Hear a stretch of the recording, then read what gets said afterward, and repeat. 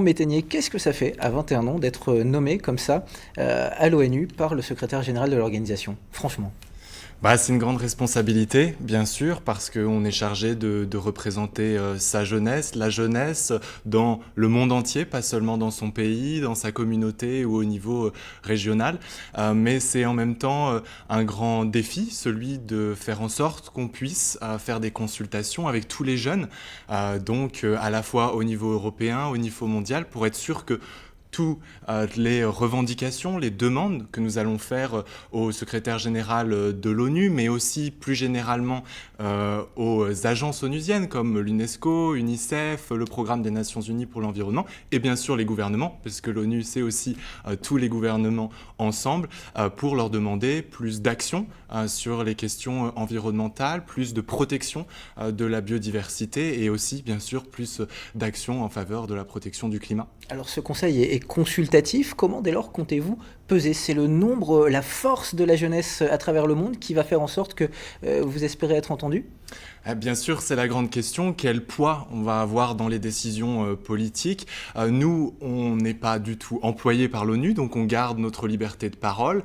On pourra faire les critiques qu'on veut pour faire pression sur le secrétaire général de l'ONU, mais aussi utiliser ce groupe qui rassemble, comme vous l'avez dit dans votre reportage, des jeunes du monde entier, mais aussi de pays qui vivent des situations très compliquées avec leur gouvernement quand il s'agit de prendre des mesures fortes sur les questions environnementales et climatiques. Et donc, ce sera aussi d'utiliser ce groupe pour faire pression sur des gouvernements, aller chercher aussi peut-être des gouvernements plus progressifs ou par exemple aussi des niveaux de décision au niveau des villes, des pays ou aussi à l'international pour justement leur dire faites pression sur les États qui ne font pas suffisamment. Parce qu'en France, la Convention citoyenne pour le climat a rendu ses conclusions là aussi consultatives il y a quelques semaines, et depuis on a un peu de mal à voir comment ça va se concrétiser. Est-ce que vous ne craignez pas ce genre de phénomène-là, ou est-ce que finalement, encore une fois, le poids, le nombre de la jeunesse que vous représentez ne va-t-il pas peser en votre faveur?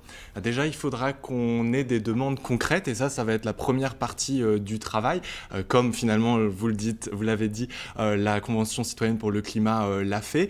Pour ça, il faudra qu'on ait des consultations, qu'on puisse venir parler avec toute la jeunesse, trouver les moyens pour parler, parce que forcément, c'est beaucoup plus facile quand on parle avec la jeunesse ici en France ou en Europe, alors que dans des pays où les jeunes n'ont pas forcément accès à Internet et on ne pourra pas se déplacer, bien sûr. Donc, créer ces demandes, que ce soit concret et puis surtout faire pression pour que cette urgence soit prise en compte et donc nous rencontrerons le secrétaire général tous les 3 mois pour discuter de cela. Un grand merci à vous, Nathan Métainier, d'être venu jusqu'à notre plateau ce soir. Bon courage pour cette belle et grande mission. Merci à vous.